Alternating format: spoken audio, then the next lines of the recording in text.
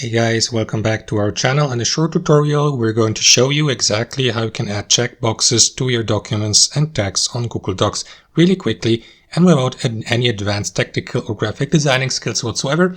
So drop a like and now let us dive into this. So as you can see, we're on that example document here, and let's assume I would like to add a couple of checkboxes to my document here at the bottom. This is how you can do it, guys. All you will need to do is click on Insert here at the top. And from the drop-down menu, make sure that you select Special Characters here.